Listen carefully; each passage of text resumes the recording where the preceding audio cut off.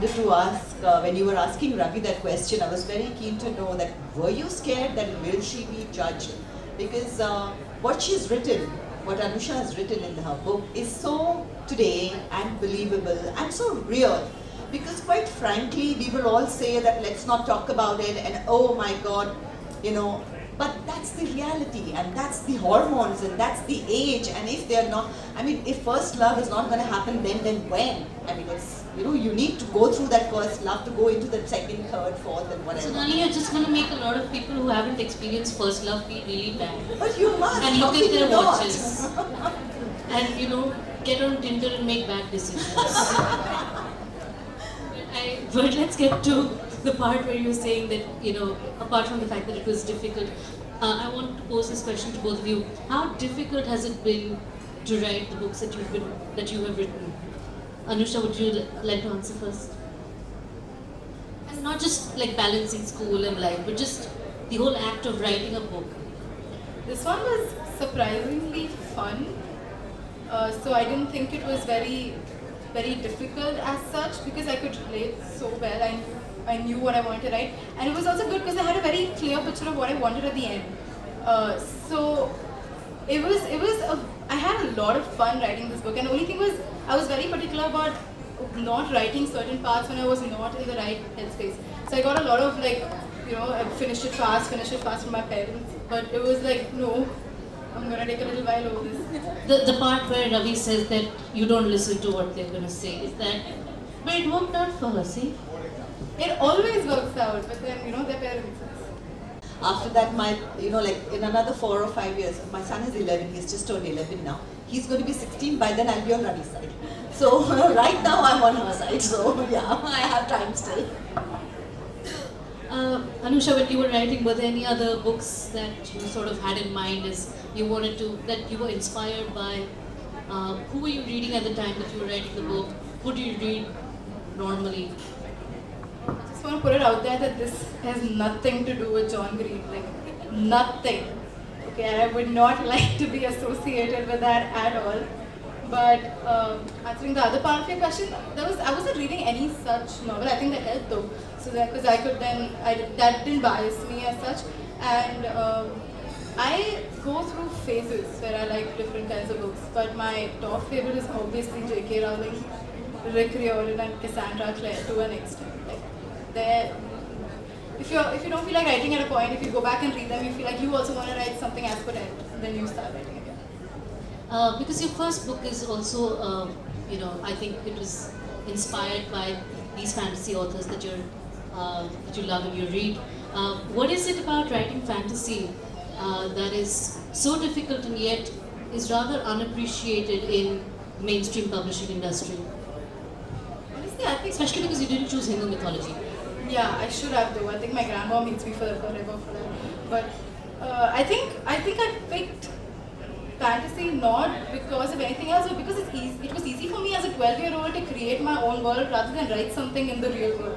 Because honestly, it's more complicated. I mean, I can just do away with all the problems in the new world however I wanted.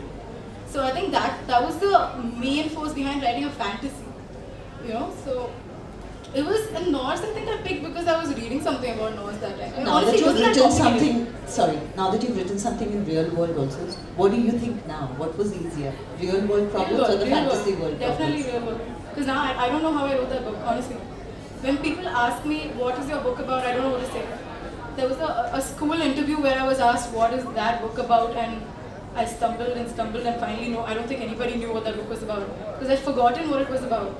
And right now it's much easier to talk about this book, not because I've just written it, but because I know exactly what I was writing. I think when in doubt, when people ask you what your book is about, I think it's best to resort to 2 words: buy it. And that answers all the questions. For multiple people, I just Google it or buy it. Sonali, are you, now that your first book's down and the response has been so favorable and so good, have you thought about writing a second, but maybe not non-fiction, maybe fiction? I don't think I can write fiction.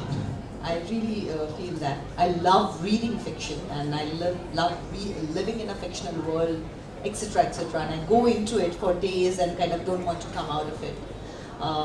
But I feel it's very difficult to write fiction, and I don't know how you do it, but it's really difficult to write it. It's lovely to read it. Having said that, I'm at that phase right now where I did the first book and it has come out, and I'm not sure if I'm happy that it's appreciated, and hence they want me to write another book, and now I'm feeling the pressure that I need to write another book, and I don't know if I should feel the pressure, so all that is going on. So I'm still kind of grappling with that, because I hadn't really thought beyond this book. I hadn't thought I would be writing a book as such. That's happened. So now I need to start thinking about that and say that, okay, what am I going to do now? But I don't feel like fiction, definitely not. I'm going to pose a question to both of you, because I think one should take advantage of the opportunity that we have two incredibly successful people on stage, with a slight age difference. But what I wanted to ask you... I like the slight part.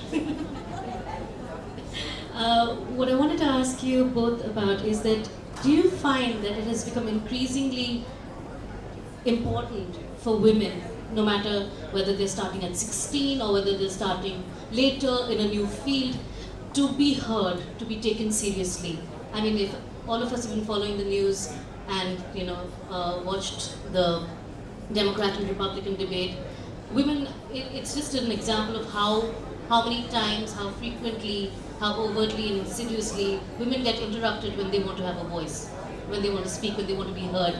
And here we have two women who I think have been trying to have their say in two different ways. So what would you like to say about that? I know I promised Anusha no heavy questions, but you wrote a book, this is going to happen to you.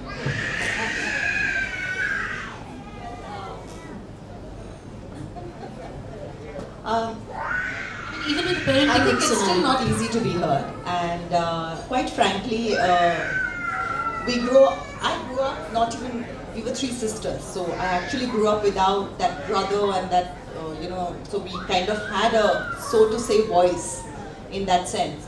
But as you grow older, you realize how little a voice you actually have and have had, and it's really not too different even now. Now, because it still takes me so long to understand that I have a voice and I should use it. We are so somewhere in our subconscious psyched into feeling, first of all, you're feeling guilty about everything.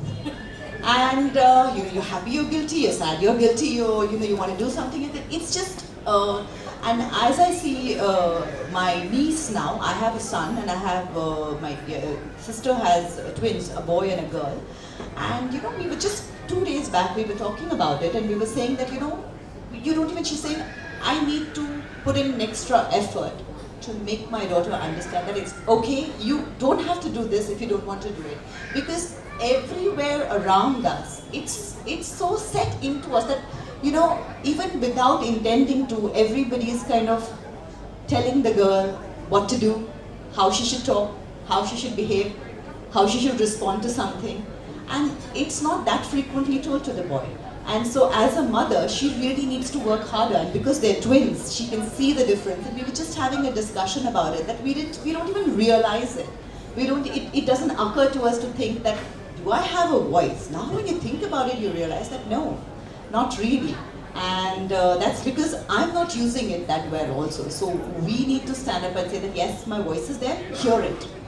And we need to support each other. The women need to support each other on this a lot more than we've been doing. Anusha, I'm just going to make it a little easier, because taking off on what Sonali was saying, I think you've done a remarkable job with the voices of the young girls in your book. And that, I think, you just said that no, I don't want to talk about it right now, let Sonali answer first. But I think that is a remarkable achievement. What were you thinking about when you were writing these fairly complex characters? Because teens are complicated, teenage is it's a landmine, you don't know where you take a step and get blown up, and then you gather your limbs and hope they're all the same size and then move on in life. So when did you, what were your concerns when you were writing these extraordinary, remarkably young but so mature young female characters? Honestly, I just wanted to make them as real as possible, because what feedback I'd got on my previous book was that my characters were always too white or black. So the good people were always perfect and the bad people were always bad. But in reality, humans are not like that at all, right? You're grey. So what you do defines whether you're good or not, but you're still grey. So I think that was the entire thought process behind making these characters, because and it was more fun to work with these characters because they did have flaws. You know, it was fun writing them because they are not perfect. So I could focus on their character development and all of that. So that was the biggest thing. So whoever was bad was the villain, whatever. It was not bad. It was not black. So the good writing is always when you can sympathize with the villain too, right? Because if you know he's bad and it's easy to hate him, then it doesn't make for complex reading. I think that at deserves 16 a round she of knows applause. that there's a lot of grey. Exactly. That's very early to know, and I was clueless. Sonali, I'm 32. I know there's a lot of grey. It looks good. So I'm going to open the house to questions for Anusha and Sonali. Would anybody like to ask a question? Hi Anusha, your decision to write a book, how much of it was because your own father is a best-selling author? If you had not been, would you have been still writing, or would you have been confused teenager thinking what to do? I'm still thinking what to do, but I'm pretty sure I would have got into the field at some point. I think it was easier for me because I knew that the writing industry, which seems so mysterious from outside for a person who's not in it, it's not that difficult to get into it. Like, I know the process. So I think it was made easier by the fact that he was writing at that time, but I'm pretty sure I would have done it at some point. So. Thank you. Anybody else with questions? Well, I'll just pass the mic behind.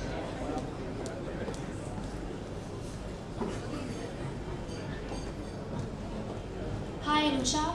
So while I was sitting here, I was just wondering about the story behind the cover. So is it something that I get to know when I read the book, or I was just like curious about the cover? It looks interesting, but what's it all about? Actually, it was a good cover. Actually, that's it. Like, there was no story behind it as such. I didn't want the cover to be overly depressing because I think the book is a good balance between heavy and light. So we experimented with multiple washes and how the colors looked and stuff. And I think it was just to make the book slightly light, and so that people can pick it up without thinking it's going to be very depressing. That's a 16-year-old. Now, somebody else would have given a huge layered response to it and said, the story behind it is this. Here's the truth for you. This is it. You know what? It looked bright, it looked lovely. I thought it would look good on the shelf and people will pick it up for you. Fabulous. I think that deserves a round of applause. Hi Anusha, I'm Kabir. At your first book launch, you were asked a question about how you balance academics and stuff. And I think it was in the 7th when you got your first book. So I mean, 5th to 7th standard were academics, right? Now this book has come out in the 11th standard. Okay, and I've been with you, it's very tough. How are you coping? Okay, so 10th, you have to agree, it wasn't that hard. No, it was very hard. It was not hard because honestly, all teenagers are disorganized, but you learn to become organized by 10th. You have to. So it was ICSE. So if you spend 10 years on a board, you know how to deal with things. Guys, acknowledge the brilliance of the author. She found 10th easy. Go away! I think that's the first time you've been nice to me in public. False. Are there any other pertinent questions? Hi Anusha, Abhishek. Hey, so, okay, how many characters in your book are based on some people in your life, like real life characters? 2. Honestly, 2. And the others are all a combination of a lot of people I know. But 2, one of them is in the crowd. Do you want me to say the name? Okay, forget it. Yeah. So, You need to guess it up. no. Aditya. Just spoil it. He's Nikhil, and he's a brilliant person. So it was great fun writing his character. I owe it to you. You guessed it pretty fast though, who it was.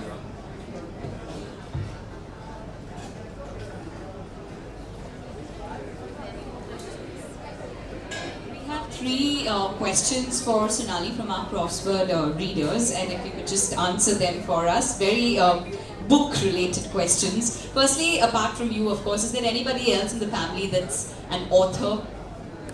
No, not at all. So nobody in my family was an actor, and then now nobody in my family is an author. I seem to be doing it all by myself. All right. And would you, I mean, how much is your son veered towards reading? Would you like him to be a writer someday?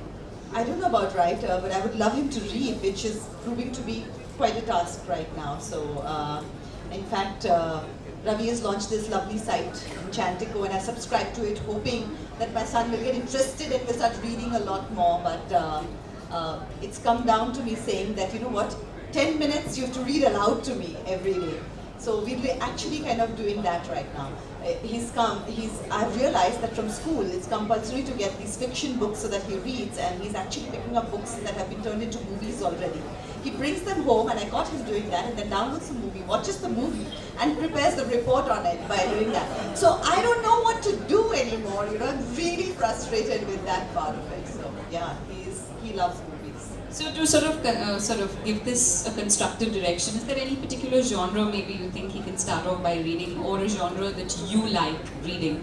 I love fantasy fiction, so it's fairy tales for me, and I still read those. I love those, and every time I go through a stressful period, hard work period, I go into like about 10-12 days of binging on fantasy fiction, and literally binging on them. So I'll go back to back reading those books. I love it, come out refreshed and face the world again. So literally for me that's what it has been.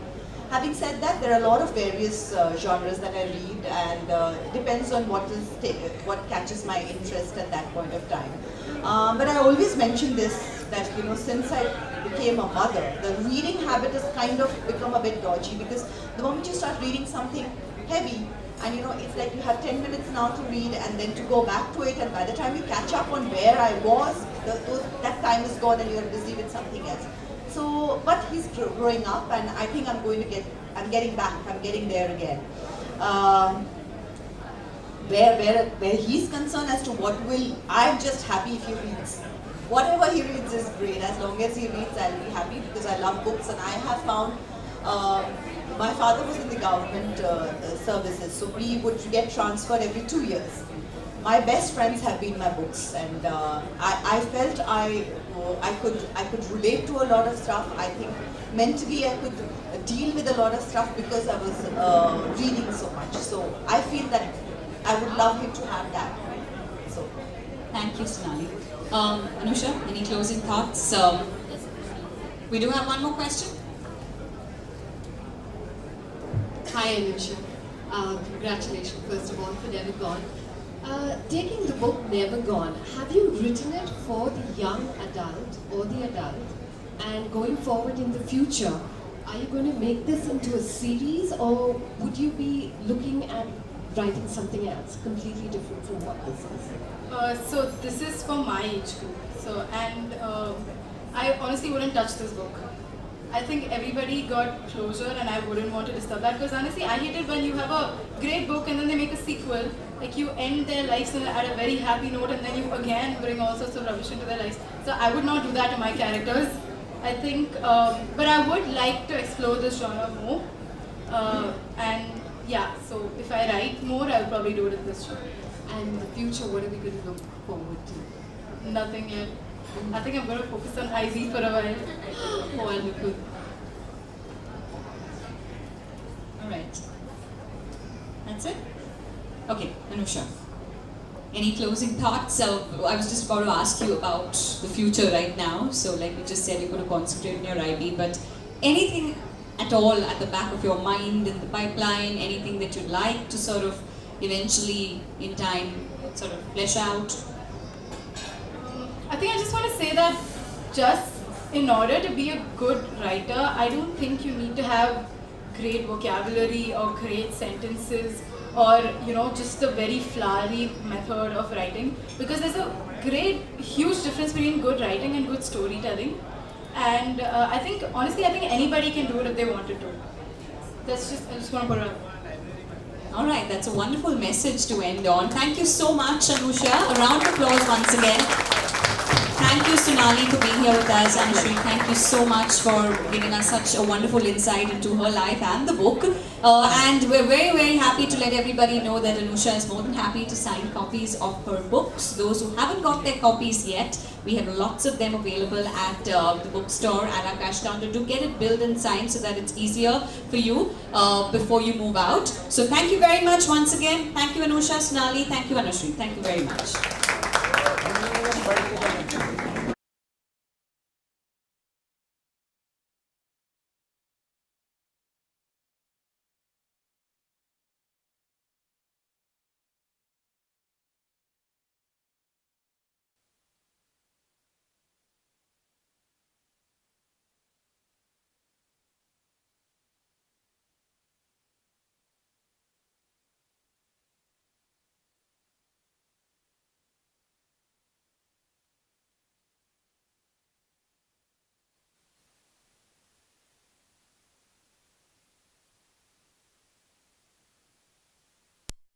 जो insight है into human relationships वो बहुत ही amazing है and बहुत mature है. So I really enjoyed reading हर book tremendously. Yeah, it's a big deal. I mean, I think half of the great, the glamour of this event was her, in fact, and I'm so glad that, seriously, yeah, I'm so glad that I got to meet her because she's a lovely person, and it's been so nice to know her, and let's stay associated. Yeah, completely. Yeah, I like it. Okay, Sonali, what do you think the best part about the book? I think the best part about the book is that she has not shied away from what the real feelings are. It's very, very real. She has not kind of said that what will the world think, what will the society think, will my parents be okay if I talk like this, will I be judged for this? And that, I think, for a 16-year-old to go out and talk about relationships and talk about it in depth is very, very brave. She's put herself out there, and that, I think, is the best part about the book. And that's why I've liked the book so much, because it's so real. Okay, Sonali, apart from this something out of the box, what's happening on professional front was there in the pipe? Sorry? What's happening on professional front? Professional front, I'm on a holiday right now. I want to take a break. I think the last 2 years, after saying I'm not working, I did a fiction show, non-fiction shows. So I did not realize, but without really kind of realizing it, I have worked non-stop for the last 2 years. So I think a couple of months of break to kind of get my life in order and then start something else. Okay, talking about women empowerment, she also a female. Tanisha, Chatterjee, she's criticized, racial comments उनके पास किए गए, एक show में गई थी यहाँ पे. उस बारे में, even we met Ajit even early in the morning and he was little upset what happened on the set. क्या कहना चाहेंगे आप काली हैं या आप जामुन की तरह काली हैं? कई बार sense of humor. Well, I think color के बारे में बोलना बहुत ही it's not right. Everybody knows that. And definitely I'm so glad कि अभी it's becoming more, everybody is becoming more and more aware of it. So am I becoming more and more aware of it. I have done fairness thing ad at the beginning of my career, but having said that, today if I was ever offered that, I would never do it. I was young, one did it, needed the money, did not really think about it. But I really think we all need to think about it because we are kind of endorsing certain stereotypes which we should not be doing. Okay, apart from this, the controversy which is around what controversy now? Pakistani actor, working in Bollywood, what's your take on that? You belong to the industry. Your husband is a producer, director. Yes. Well, I think what is the need of the time needs to be looked into. But I also always feel that film industry and actors are always the soft targets. So there are a lot of other things that also need to get sorted out, and I'm sure if you look at it like a business, there are a lot of other businesses also that happen, and if we are stopping business with Pakistan, then everybody needs to stop. I just don't think I would respect it if everybody stops it. I don't think just film actors or film personalities being the soft targets that they are should be targeted. Thank you so much. Thank you. That was too honest.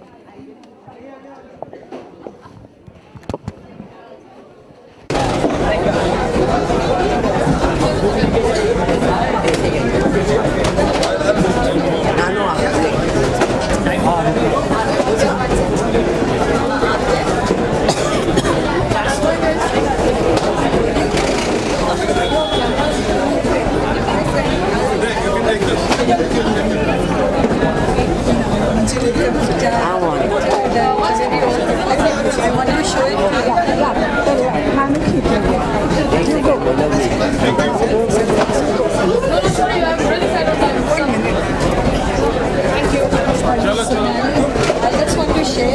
That